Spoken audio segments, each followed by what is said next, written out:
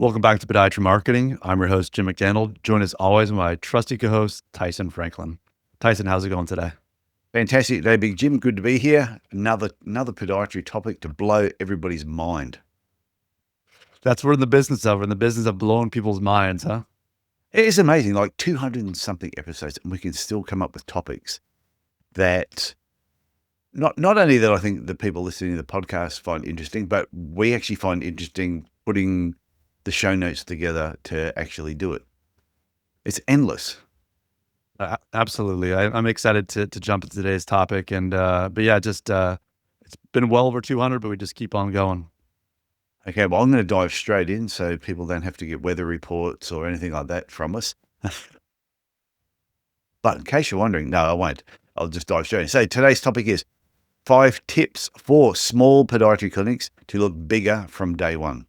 Now, if you've already got an existing podiatry clinic, you've been around for a while, but it's pretty dodgy looking, or still looks small, this is going to help you. And the reason this came up on a recent trip when I went to the Gold Coast, my mother went to a podiatry clinic. Oh, actually, we'll go back a bit. My mother was referred to see a podiatrist because I live 1,800 kilometers away. And I said, Mum, how'd you go with the podiatrist? She goes, well, I walked in there, saw the place, and I just walked out. I said, what do you mean? She goes, I walked there, there was no reception. It was small, it was pokey, different colored chairs. I could see in the room, and all there was a bench there. Someone had instruments. There was no tool, no tech. Nothing about it, she said, looked appealing. It looked like it had just been slapped together. Then the podiatrist sort of came out, and she said she just looked at him and went, no, I don't think so. And she walked out.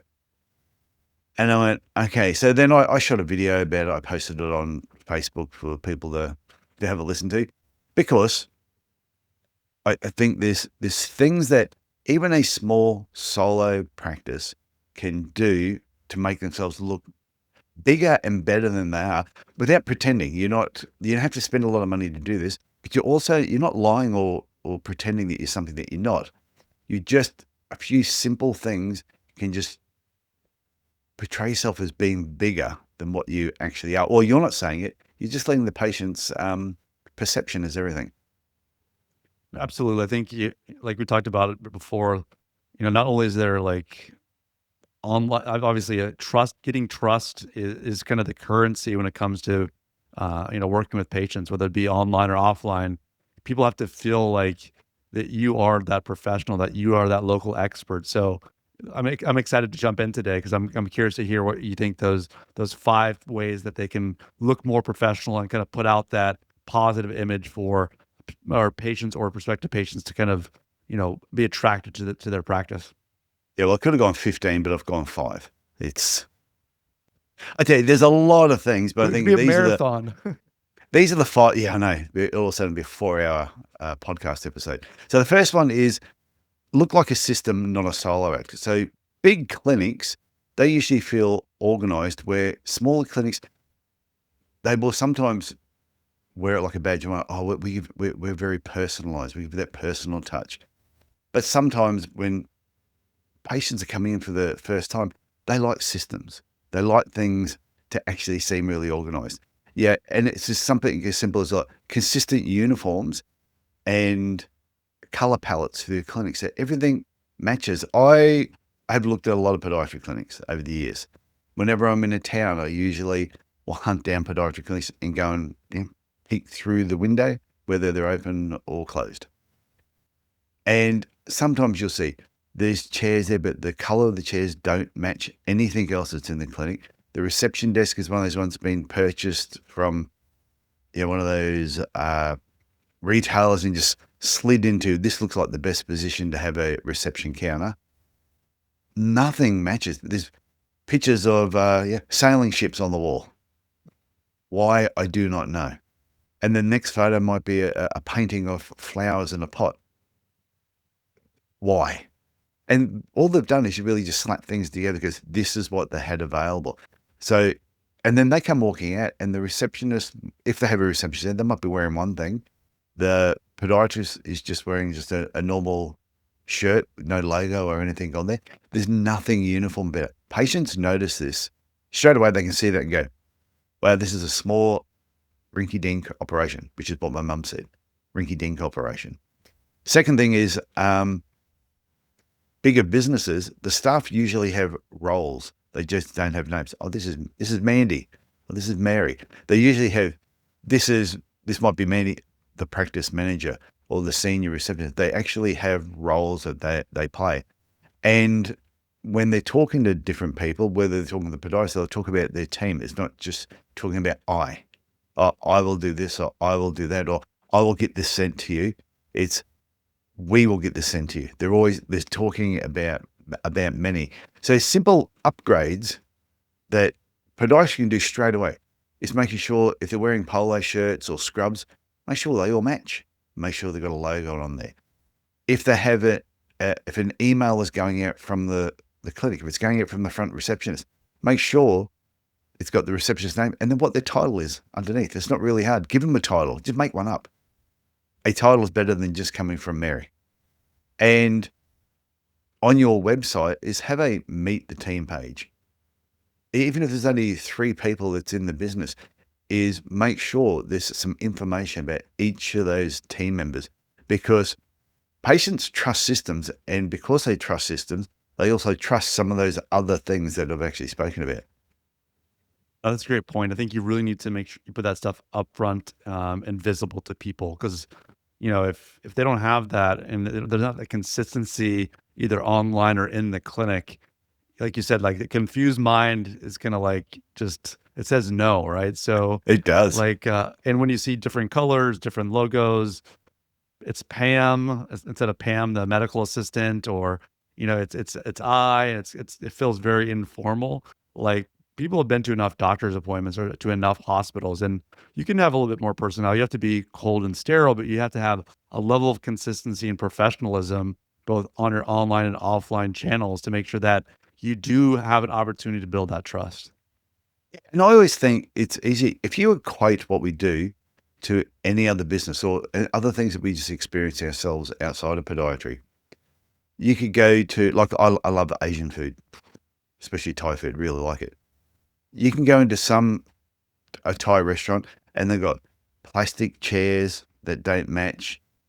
It's an old looking floor with funny colored tiles, Thai things dangling from the ceiling. And you can see it's really rinky dink. Doesn't mean the food doesn't taste fantastic. Sometimes it does taste great, which is why you keep going back. But if you had 2 restaurants right next door to each other or across the road from each other, one looked extremely professional and the other one was a bit rinky dink, and they were charging the same and the food quality was the same, and you had friends and you're going to go for dinner, which one would you go to? Nicer one. Yeah. If a friend said to you, hey, I love Thai food, can you recommend a restaurant? Which one would you recommend it to? Everything being equal other than how they look. You would send them to the better looking one. The For sure. patients are doing exactly the same thing with your clinic. No, that's a great point. Yeah, you have to keep it at that level that's going to build that trust for sure. So the second thing is you need to control the first 30 seconds. When people arrive in your clinic, and the first few things that actually come out of your mouth are really, really important. So big clinics, usually they feel confident before anything clinical ever happens. Small clinics, and I know this happens, they will often start with apologies, explanations, awkward pauses, because if they're running a bit behind, they always just seem a little bit hesitant. And I know this because it's not just podiatry. I've gone to physio clinics that have been not the most professional. I've been in massage places that aren't the most professional. Legit massage. I'm not talking anything dodgy. And if people are watching just listening to the audio, Jim was like giving me a really weird look. So I thought I'd better explain that. So those first 30 seconds are the most important. And what professional clinics do better, patients usually, when they walk in, they know exactly where they're supposed to stand. They know exactly where they're supposed to sit. They know where they're supposed to go to next. It's usually very clear on what's to happen. They're greeted usually the same way. The person at the front counter, no matter who's at the front counter, well, then we greet them and gather the same information. And no one looks surprised when they arrive. You walk in, hello, Tyson, how you doing? Come on in. It seems pretty clear. And simple ways to upgrade this instantly in your podiatry clinic. If you're very small and you want to look like one of the bigger guys, just have a small sign that says, welcome, please take a seat. We'll be with you shortly. At least when people walk in, straight away, they know what they're supposed to do. They don't have to get to the counter and wander. And yeah, if somebody might be out the back and there's nobody at the front counter, that sign will let them know. Grab a seat. We'll be with you shortly. And also, when your receptionist is at the front, is have a consistent greeting. You want everybody, no matter who's at the front, to just greet your patients when they arrive exactly the same way. And never, do not ever say sorry and then make up some crappy excuse afterwards. Patients don't care about excuses. They just want professionalism. So here's two openings that you could compare and you see if you hear the difference, Jim. Hi, sorry, we're running a bit behind. Like the patients really care, like, okay, you're running behind. Just one, I don't think anyone should ever run behind, but that's just me. Yeah, systems in place to stop that. Or you can say, hi, Tyson, welcome. We've got you checked in. Please take a seat. Now, if I have to sit there for 5 or 10 minutes, most people just expect that. But to be greeted, I'm sorry, we're running a bit behind, is not really the best greeting. What are your thoughts on that, Jim? Yeah, I think you're kind of setting yourself up for a negative experience if you kind of talk to a patient that way, right? If you're already apologizing, you're already kind of like, like you said, the patients have a certain expectation. As long as they're not going to be waiting there for 20 or 30 minutes in your waiting room, or maybe at that point in time they would need an explanation. But you just want to show that you're confident, not only like in the care you provide, but you're confident about the patient experience, and that confidence will transfer over to the patient itself, right? So, when you kind of come out of the gates like kind of apologizing, it's a bit of a sign of weakness, and like kind of unprofessionalism, like you said. So I think it is important to show that you're a clinic that's done this, you're an experienced clinic, and then you can kind of give them the path to walk down with you, and they're going to be willing to do that when you show that level of confidence. Especially if you're a solo practitioner and you do not have a receptionist, I would much rather, if I was going to a business, have that person walk out and go, hey, hi, Tyson, how you doing? Just take a seat. I'll be with you shortly. It sounds like a fair thing. I'll go take a seat. They're going to be with me shortly. But if they came and said, sorry, I'm running about 5 or 10 minutes late. I'm like, okay. I hope people understand the difference of what we're saying here. It's not that you can't run late. It's not that you shouldn't be apologizing, but it's when you do it. So I went to a doctor's surgery the other day. They always run late, my doctor. Great doctor, but I don't mind that she runs late. I walked in, very professional setup. Walked in, hey, Tyson, how you doing?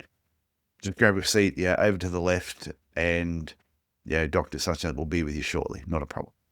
I took a seat. Now, I know she wasn't going to be with me shortly. That's why I brought a book. So I brought a book, which I was looking forward to reading. I'm into the book. And probably about 10 minutes later, they came and said, Tyson, just apologize. She is running a little bit behind today. And there was a coffee shop next door. They said, if you want to go and grab a coffee, you have plenty of time to go and do that and come back in. No, I didn't. I was reading my book. And I said to them, this is why I brought my book. I knew she'd be running behind. But I still feel that whole way they did it was very professional. Yeah. Instead of just walking in and telling me, I'm sorry, I think I was running late. I think it can be done better. No, I agree with you. It's having that confidence and kind of giving the patient the next step as opposed to just like an apology off the bat. Yeah, and why this makes clinics feel bigger is large organizations, they expect people to arrive and they control the flow and they don't explain themselves. They know ahead of time who's walking through that front door, and usually it's going to be the patient who's due next. Small clinics often react, they over apologize, and they over explain stuff unnecessarily. You don't need to tell them exactly why you're running behind. It's just, and the more you talk, the more it can make the person feel uncomfortable. So patients don't want friendliness when they first walk in. They just want to know certainty. They want to know they come in, they've never met you before. Don't be over the top friendly. Just give them certainty. And then the friendly side of you can basically come next. So that's just the tip. Certainty first, friendliness second. That's a good approach. Where do we go next from here? So the third thing is about borrowing credibility, but I think we have spoken about this before in a previous episode. And established clinics and ones that have been around for a while, they've usually grown through association by relating themselves with other businesses, other referral partners, different organizations. So ways to look bigger fast is to mention referral partners that you have. If there's big GP clinics that you actually work with, or large physios or bigger clubs, there's no problems with that being mentioned at different times. Show logos of organizations that you might work with. So it could be sporting organizations. It might be a charity that you've done work with. It might be a disability service or a veteran service. If you work with these big organizations, make sure people are aware that you actually work with them. And if you've had some, say, famous players or famous sports people in your clinic, if you can get testimonials from them and display them. Now, I know in Australia we can't do this. So this is for the rest of the world, not Australia. We can't use testimonials. But if you can use testimonials, and I had someone on the Podiatry Legends podcast not too long ago, they had a famous soccer player, did a video testimonial for him. One of the best videos I've ever seen. And I did say to them, this was done professionally. And they went, yes, it was so good. But they've used that. They could have been a one-man band, but having that person and that video, if you were a soccer player at the time, you would definitely be going in there. So for podiatrists, you could easily say, yeah, you're the podiatrist for, and you could mention places, or proudly supporting certain clubs or different organizations. So I think straight away you can list logos of teams or organizations that you work with, but just the ones that matter. You know, if you're the member of such and such marbles club, you know, maybe that doesn't need to be on there. But ones that you know will make you, will give a bit of impact. The patient that could be going to your website or some other area, when they see that straight away, they go, well, they wouldn't work with just anybody. So therefore, that is going to be. So what you're doing is the general rule is, if patients trust them and you can borrow the trust from those people, then it's going to put you in a better light. That's a great point. Whenever I'm building a website for people, it's a little bit different than what you're talking about. But if people are part of associations or have certain certifications, like board certification for surgery or for medicine or for biomechanics, if you can have those badges of trust on places both on your online presence and in your offline real world, it's going to make people feel more at ease, right? They're going to see you that, oh, you're board certified. These types of things do matter to people, as far as, trusting you and kind of building that reputation in a way that is sometimes visual and more emotional than it is like a real thing. Obviously, in reality, they probably don't care about it, but that seal of approval or that testimonial from a famous athlete can go a long way to kind of borrowing some of that trust. The question that I actually don't know the answer, but are you allowed to work in America as a podiatrist if you're not board certified? Yeah, you can be board qualified and still do surgery and things. You don't necessarily have to be board certified. At least when I was in practice, that was a while ago. But and there's a certain amount of time when people are getting enough cases in order to go into their boards, both kind of in forefoot and rear foot surgery in the U.S. Okay. It was just a side question in case people were wondering, because I hear the term all the time, board certified, and I see that on websites, board certified, and yeah. Anyway, so the fourth thing is design the experience, not just the room. So don't just think about your consultation room or the reception room. Is think about the overall experience that the patient is going to receive when they go through it. So large clinics do this well. And one of the other advantages with large clinics, like I know when I had my first clinic, it was a little bit rinky dink. It was a bit small. But as time went on, as we became a large clinic, one of the main things we did was we really focused on patient flow. When a patient walked through that front door, to go into the reception, to working the way through the room, to other services in the clinic, and then leaving again, it was all very well thought out. Going back before about colors and all that type of thing, we had professionals come in to help us do this.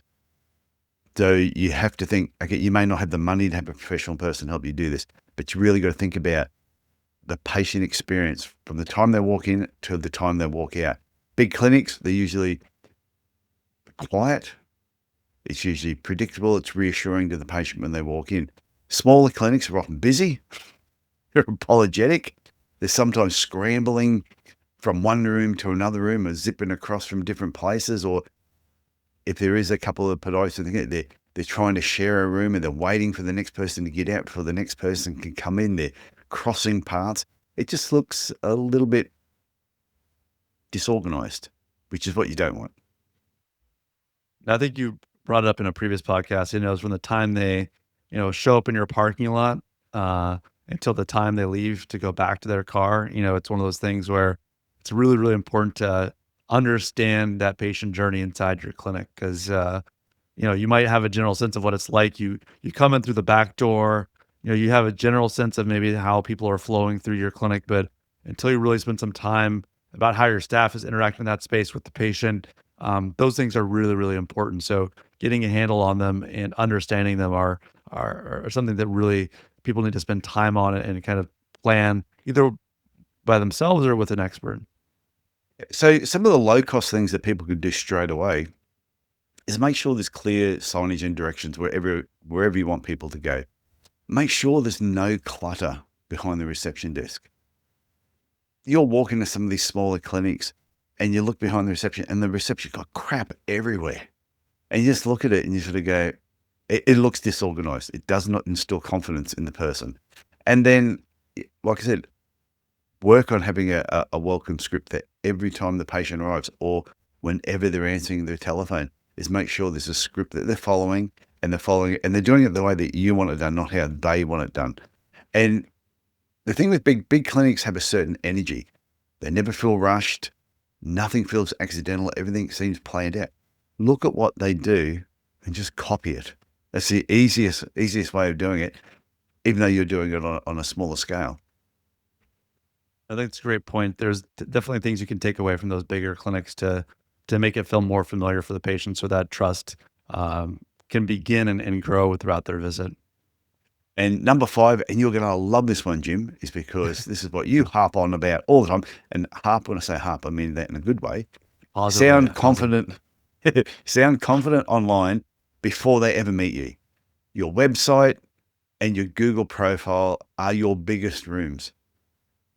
Before anyone's ever come in and see you, you gotta look established. You gotta look like you know what you're doing. One clear core message, not the Getty website, and there's a million different things on there which looks really confusing.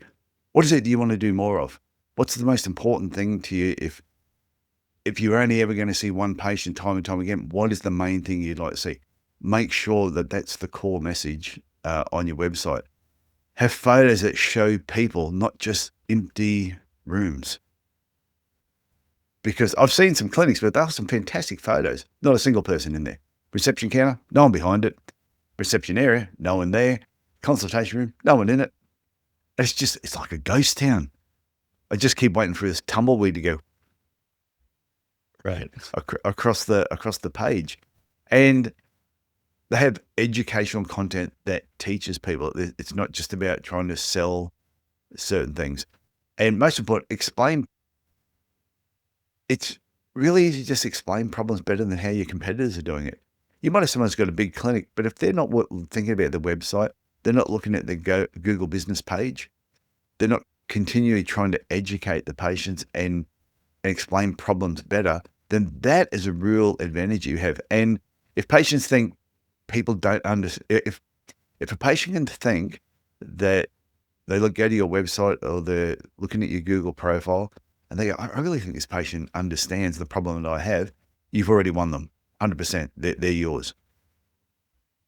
Great point. Like I talked about, your Google business profile and your website are just that extension of your clinic into the online world. And, that's where you can build trust or you can lose trust right away. So it's one of these things where you want to make sure that kind of handoff between the online world and your real world clinic is something that makes sense and that it's not a jolt, right? It's like, okay, I had a great online experience and it's going to be a great in-clinic experience. And like you said, when people see themselves on your website, you can write, walls of text, but people are going to look, us humans, we look at things and we make judgments and we get information from photos and imagery.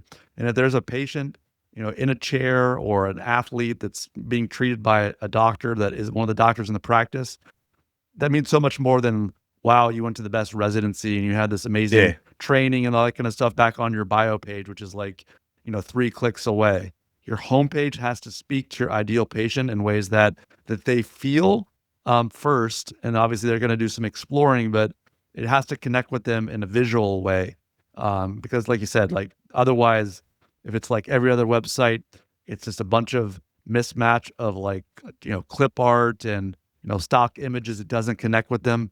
They're going to go somewhere else, or they're not going to be teed up for the great kind of care you can provide. They're going to have low expectations coming in.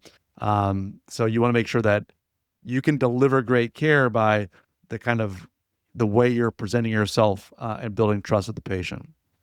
Yeah, I remember going to someone's website once and I actually asked them the question. I said, is routine foot care the number one thing that you want to attract in your business? And their answer was, yes, it is. So, okay, that's Yeah. good. I said, you had a photo of someone getting their toenails clipped, bang, front and center as soon as you went to it. I said, do you sterilize your instruments by any chance? Do you clean them at all? And they were, yeah, well, of course I do. I said, the pair of clippers in your photo look like they've been dragged behind your car for about 10 kilometers. They were scratched. They were beaten up. It was like a spring thing. Some of the springs looked a little bit rusty. These instruments looked old. I went, I don't have a problem with that photo if that's what you want more of. I said, but at least go and buy a brand new pair of clippers and go and redo that photo. I said, because that will then, when people look at it, they go, wow, those instruments look like $1 million. They look like they really look up. If they look after their instruments that well, how well are they going to look after my feet? Whereas I said, that pair of clippers you got on there, I wouldn't let you cut my dog's toenails with them. Tetanus waiting to happen. Oh, they just look dreadful. And what was funny, there was just a photo they took and they never thought about it. They didn't look at it at that much detail. So anyway, so just to revise the top 5 things that you need to do if you're a small clinic and you want to look a little bit bigger than what you are. First one is look like you're following a system, not a solo act and just making things up as you go. Control the first 30 seconds. Clarity comes before the friendship. Third thing is borrow credibility from wherever you can get it. Other people have got credibility. People trust them. You want to borrow that trust. Fourth thing is design the patient experience, not just the room. So it's great to have the room, but make sure everything flows and it is very well organized. And the last thing we just spoke about is sound confident online before they ever meet you. And I've made tons of decisions based on what I've seen online from business before I've ever gone in there. And I'd say 90% of the times, 9 out of 10, they've always lived up to that online experience. Rarely do I see someone that's awesome online that they ever let me down. So yeah, it is a big stepping stone. There's a lot of good points there. I think, like you said, it's just a matter of taking it one step at a time. I think these 5 lessons are going to be really helpful for people that are maybe in the small clinic now, and they're hoping to build and gain that level of professionalism within the community and be seen as that go-to expert. So I think it's a great topic today, Tyson. Oh, I enjoyed this one. Okay, so I thank my mum for prompting this one, and I'll thank your mom as well. okay, Big Jim, I look forward to talking again next week. Sounds great, Tyson. Okay, see ya. Bye. Bye now.